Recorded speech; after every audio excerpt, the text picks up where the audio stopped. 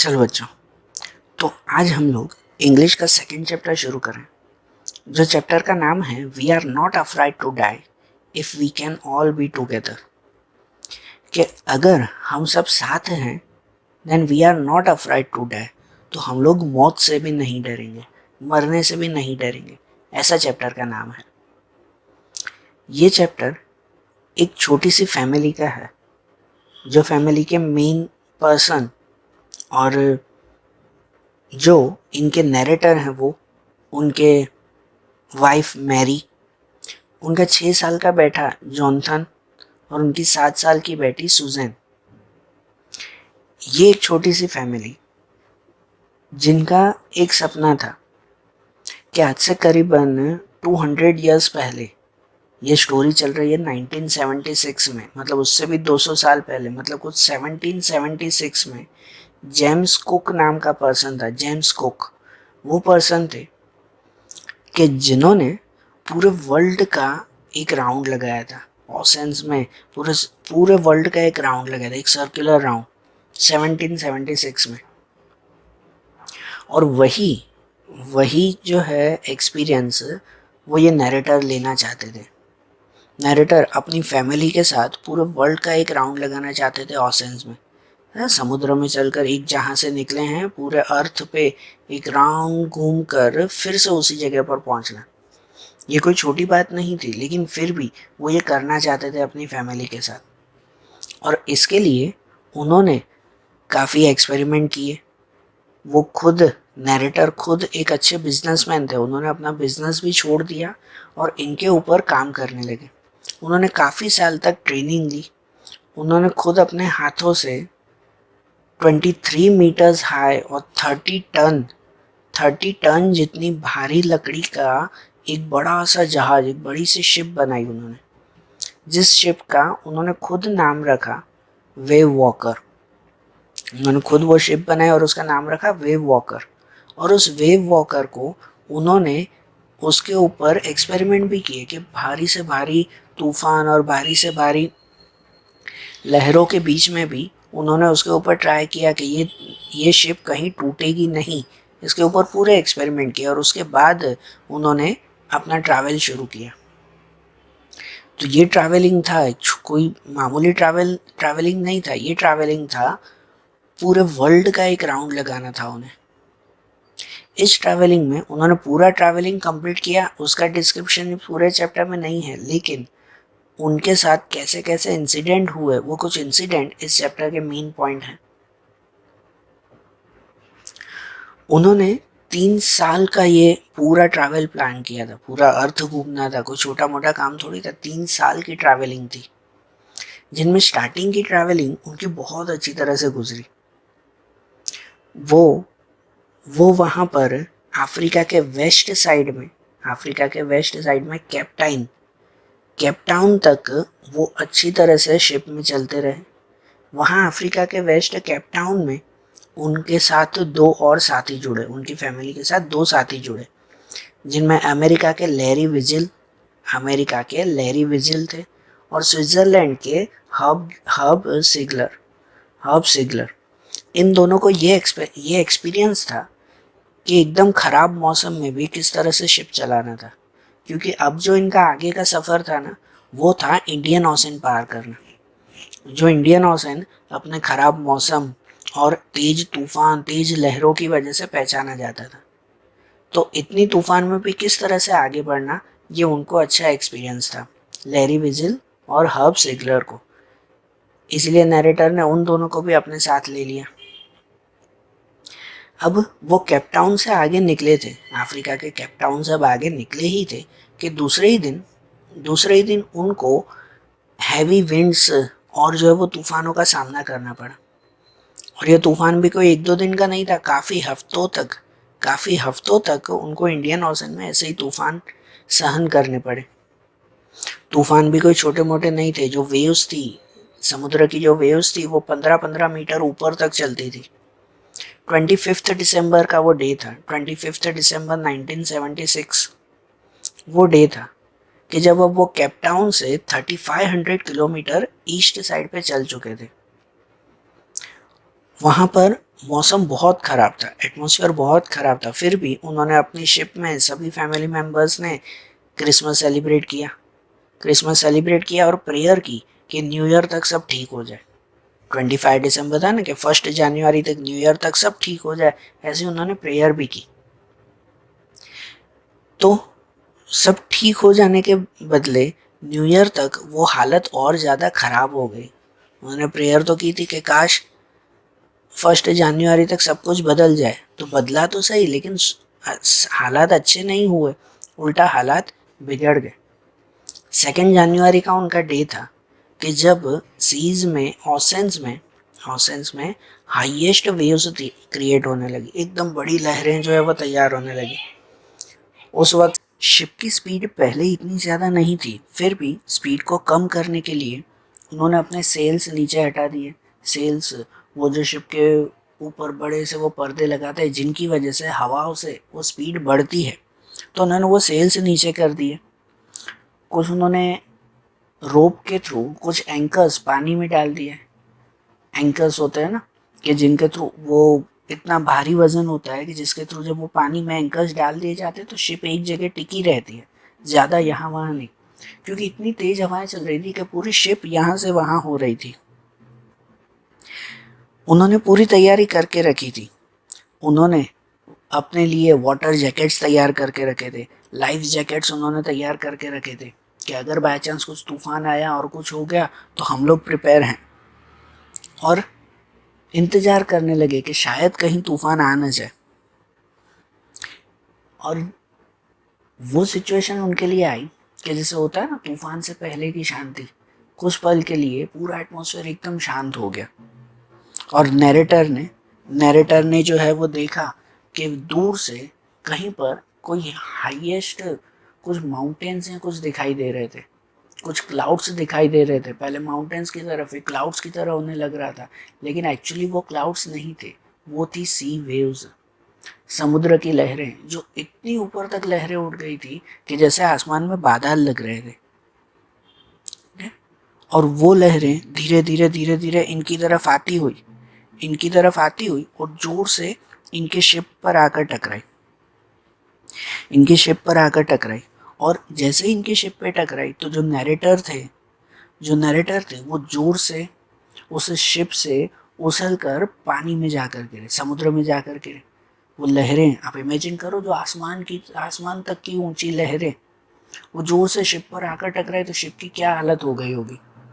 जोर से आने वाली लहर की वजह से जो नैरेटर थे वो नैरेटर पानी में जाकर गिरे, और पानी में गिरने पर वो पानी के अंदर इस तरह से डूब गए कि जैसे उन्हें कुछ पल के लिए एकदम कामनेस, एकदम शांति महसूस हो रही थी, आसपास एकदम शांत था, पानी के अंदर कोई तूफान कुछ महसूस नहीं हो रहा था। और उन्हें तो ऐसा लग रहा था कि जैसे अब उनकी डेथ पास में है।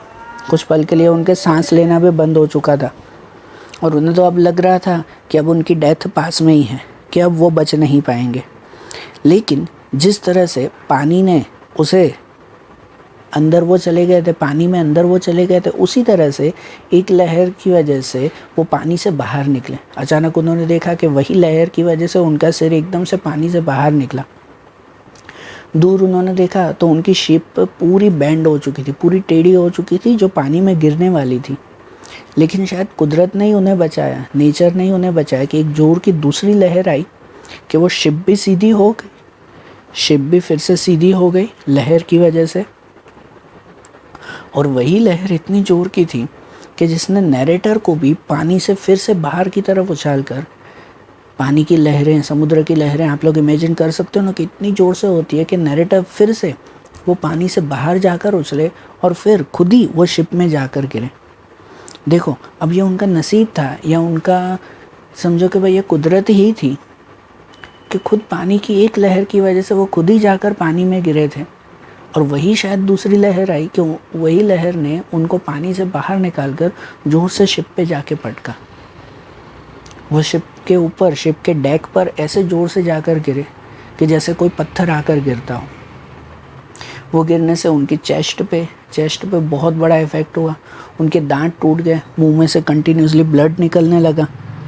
लेकिन वो अपने शिप पर तो पहुँचे। वहाँ पर उन्होंने जैसे तैसे खुद को संभाला, उठे और शिप की हालत देखी तो शिप में हर जगह पर पानी ही पानी था, हर जगह पर पानी ही पानी था। और जहाँ पर शिप में काफ़ी जगह पर डैमेजेस हो चुके थे कि जहाँ से पानी कंटिन्यूसली बाहर निकल रहा था। उन्होंने थोड़ा पास में देखा तो लैरी और हब, जो दो साथी उन्होंने लिए थे, वो लैरी और हब पागलों की तरह बाल्टियाँ भर भर कर शिप में से पानी को बाहर निकाल रहे थे, इतनी तेज़ी से, हड़बड़ाहट में। उन्होंने अपनी पत्नी को देखा तो उनकी पत्नी जो है वो शिप का कंट्रोल संभाल रही थी। वो अपनी पत्नी के पास गए, अपनी वाइफ के पास गए वहाँ पर, तो उनकी वाइफ ने चिल्लाकर कहा कि शिप का डेक टूट चुका है और पहले उसे जो है वो रिपेयर करना होगा। तो नैरेटर ने अपनी वाइफ को ही कहा कि भाई तुम ही इस शिप का पहले कंट्रोल संभालो, कि भाई मैं जाकर उस डेक को पहले रिपेयर करता हूँ। जहाँ पर वो जल्दी से यहाँ वहाँ दौड़ने लगे, हर तरफ चेक करने लगे कि कहीं से कोई दूसरी लकड़ी मिले कि जिससे शिप का जो पार्ट टूट चुका है उसे वो फिर से ठीक कर सके। उनसे पहले वो अपने शिप के दूसरे रूम में गए, वो वहाँ देखने के लिए कि उनके दोनों बच्चे ठीक है या नहीं है, ठीक है ना, उनके दोनों बच्चे वो ठीक है या नहीं है, वो जो है वो चेक करने के लिए गए। कि जिनमें उनकी 7 साल की बेटी सुजैन थी और 6 साल का बेटा था जॉनथन। उन दोनों को वो ढूंढने के लिए गए। वो दौड़ते हुए बच्चों के रूम में गए तो बच्चों के रूम में भी पानी भरा हुआ था, लेकिन वो एक बेड पर ऊपर की तरफ बैठे हुए थे। दोनों बच्चे ऊपर की तरफ बैठे हुए थे। उन्होंने देखा कि उसकी 7 साल की बेटी सुजैन के सिर पे कुछ चोट आई थी, सिर पे चोट आई थी। उन्होंने जस्ट 1 सेकेंड के लिए उससे पूछा कि भाई तुम ठीक हो, और सुजैन ने कहा कि हाँ मैं ठीक हूँ, क्योंकि नैरेटर को उनका इलाज करने का भी टाइम नहीं था। शिप डूबे जा रही थी, उनका इलाज करने का भी उनके पास टाइम नहीं था। और सिर्फ पूछकर वहाँ से वो बाहर निकल गए। उन्होंने जल्दी से एक हैमर, एक पेच, एक कैनवास उन्होंने फाइंड किया और शिप को रिपेयर करने लगे। जो पार्ट टूटा हुआ था वहाँ से उसे ठीक करने लगे। जो शिप में हॉल हो चुके थे, जो भी खड्डे हो चुके थे, उन्हें वो बंद करने की कोशिश करने लगे। और काफ़ी देर के बाद वो इसमें सक्सेस हुए भी।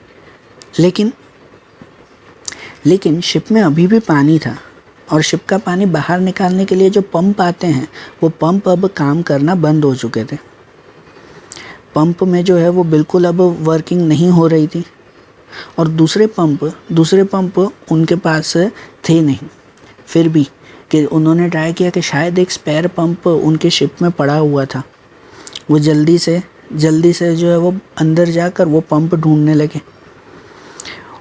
उन्होंने वहाँ पे देखा कि हाँ एक छोटा सा पंप वो शिप में अभी भी पड़ा हुआ है, एक लाइट से चलने वाला एक पंप पड़ा हुआ था। उन्होंने फिर से वो पंप जोड़ा और पूरी रात वो जो है वो उस पंप से पानी बाहर निकाल दे गए।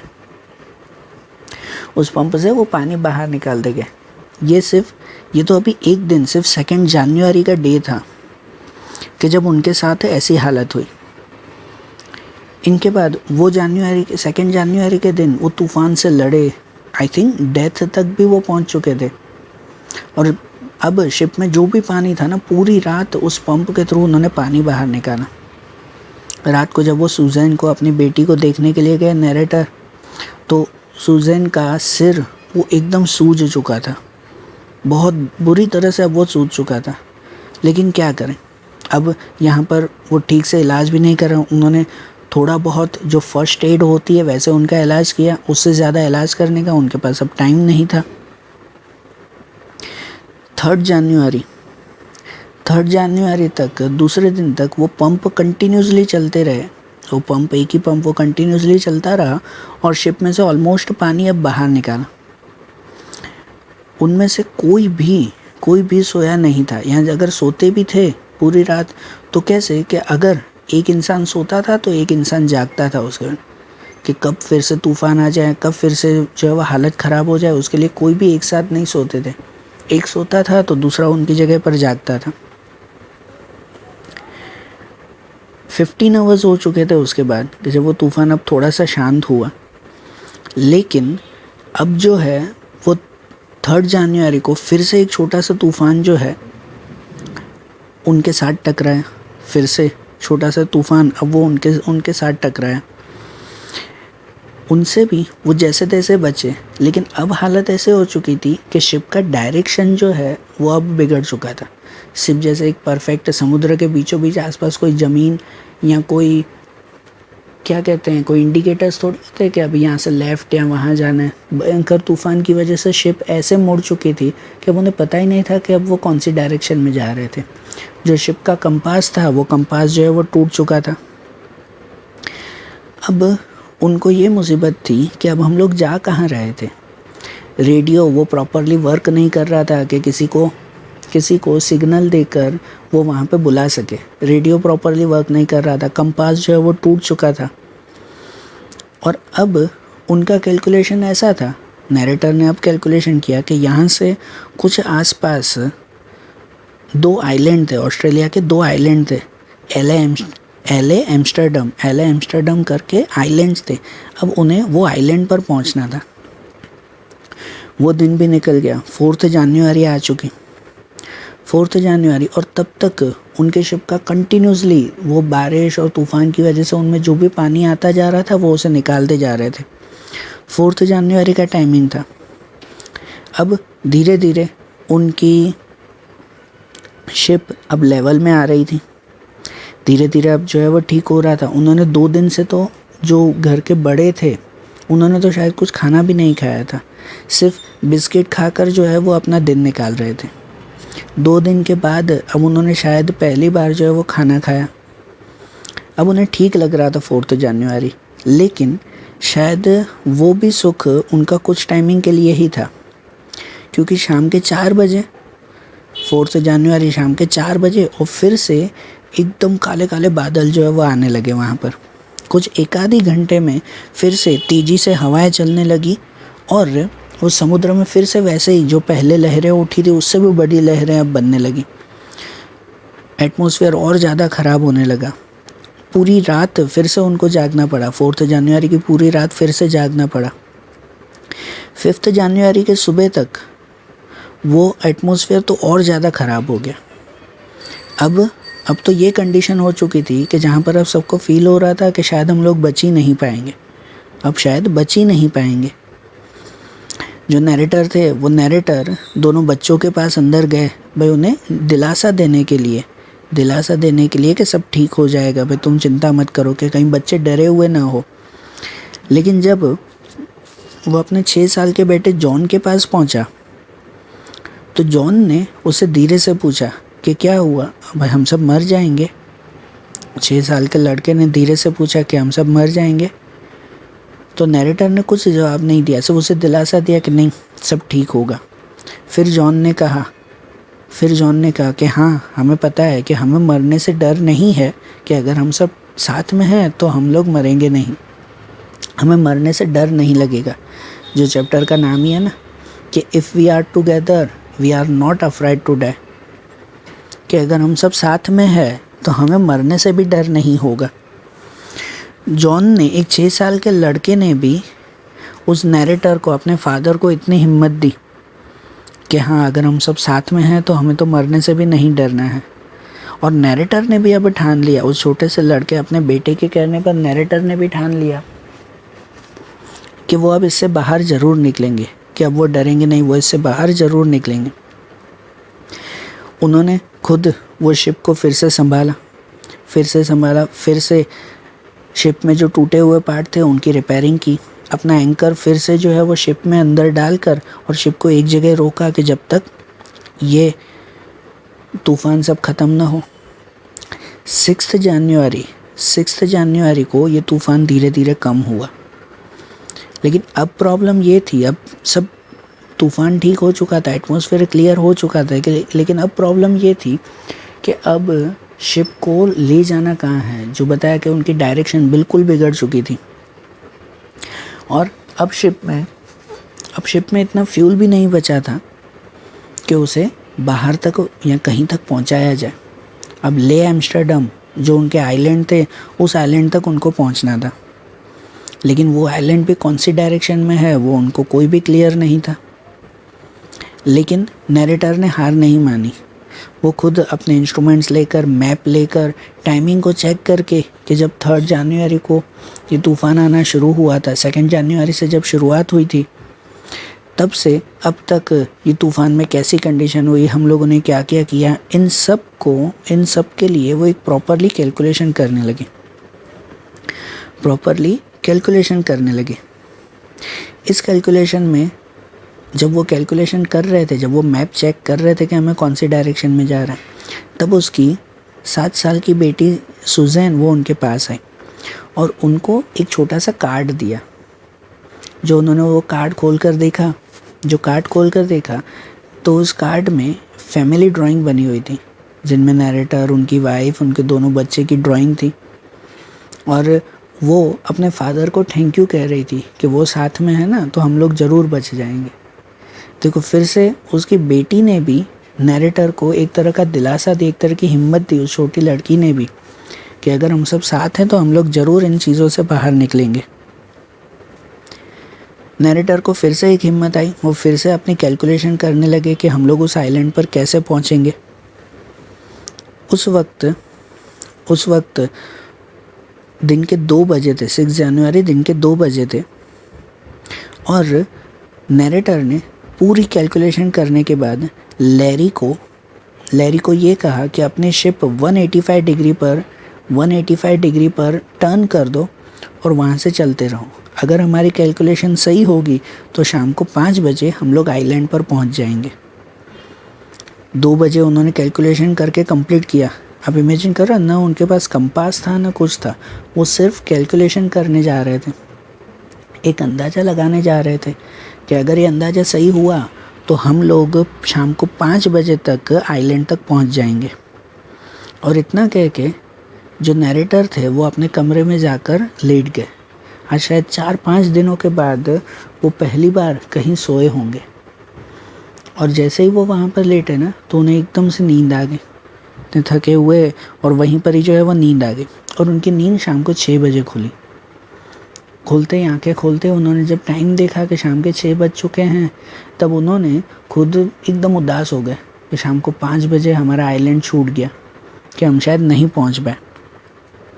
लेकिन जैसे ही उनकी आंखें खुली ना तो उन्होंने देखा कि जॉन, उसका 6 साल का बेटा जॉन, वो उसके रूम में आया और आते के साथ उसने अपने फादर को, नैरेटर को गले लगा लिया और उनके पीछे पीछे सुजैन भी वहाँ पर आ गई, उसकी बेटी भी वहाँ पर आ गई और वो दोनों, जॉन ने आकर और उसकी बेटी ने आकर, दोनों ने आकर उसको कहा कि आप वर्ल्ड के बेस्ट फादर हो। तब वो नैरेटर मना कर रहे थे कि भाई मैं नहीं हूँ, कि शायद हमने जो है वो आइलैंड मिस कर दिया है। तब जॉन ने कहा कि हमने आइलैंड मिस नहीं किया, हम लोग परफेक्ट टाइम पे आइलैंड पे पहुँच चुके हैं। मीन्स कि नैरेटर ने अपना अंदाज़ा लगाया था, इतनी इस तरह से कैलकुलेशन की थी कि उस कैलकुलेशन के थ्रू भी वो परफेक्ट उस आइलैंड पर पहुँचे। नैरेटर तो दौड़कर जो है वो शिप के डेक पर गए तो डेक पर देखा कि भाई बाहर वो उनके सामने इतना बड़ा आइलैंड था। उन्होंने वहीं पर ही एंकर डालकर शिप वहीं पर ही रोक दी और पूरी रात उस आइलैंड पर रहे। पूरी रात वहाँ पर रहे, शाम हो चुकी थी इसलिए पूरी रात वो आइलैंड के किनारे पर ही रहे। सुबह जो है वो उस आइलैंड के लोगों से मिले, लोग वहाँ पर मिलने आए। वो आइलैंड जहाँ पर टोटल 28 पीपल सिर्फ रहते थे, सिर्फ 28 लोग वहाँ पर रहते थे। वो आइलैंड पर उन लोगों से मिले, सब लोगों से मिले और लोगों को अपनी बातें बताई और सब लोगों ने नैरेटर के लिए तालियां बजाई और उसे हिम्मत दी कि उन्होंने बहुत बड़ा काम किया है। वो वहाँ पर पहुँचकर सबके लिए, नैरेटर वहाँ पर पहुँचकर सबके लिए मनी मन थैंक यू कह रहा था। सबके लिए वो थैंक यू कह रहा था कि अपनी वाइफ के लिए, अपनी वाइफ मैरी के लिए, इनके अलावा अपने दोनों बच्चों के लिए जो उन्हें हिम्मत दे रहे थे, अपने दोनों साथी लैरी और हर्ब के लिए, कि इतने मुसीबत में भी वो उनके साथ रहे। ठीक है ना। और सबसे ज़्यादा अपने दोनों बच्चों के लिए, उसकी 7 साल की बेटी, अपनी 7 साल की बेटी सुजैन, कि जो सिर पे उसके चोट लगी हुई थी, फिर भी वो अपने फादर को हिम्मत देने के लिए आ रही थी, अपने फादर को हिम्मत देने के लिए आ रही थी। आगे चलकर पता चला था कि उसके सिर्फ सिर पर ही नहीं, उसके हाथ में भी चोट लगी थी, लेकिन उसने अपने फादर को बताया भी नहीं कि कहीं उसके फादर ज़्यादा चिंता करेंगे, उसने बताया भी नहीं। उसके बाद जब सब ठीक हुआ तो उसके हाथ का ऑपरेशन हुआ था। जब वो आइलैंड पर पहुँचे, सब ठीक हो गया, तो इवन सुजन के हाथ का ऑपरेशन भी करवाना पड़ा, उसके सिर का भी जो है वो इलाज करवाना पड़ा। लेकिन फिर भी उसने अपने फादर के लिए, अपने फादर को ज़रा से भी कंप्लेंट नहीं की, क्योंकि वो अपने फादर को हिम्मत देना चाहती थी। और सबसे ज़्यादा उसका सिर्फ 6 साल का बेटा जॉन, जो अपने फादर को हमेशा कहता था कि अगर हम सब साथ हैं तो हमें मरने से भी नहीं डरना चाहिए। सही बात ना, कि we are not afraid to die if we can all be together.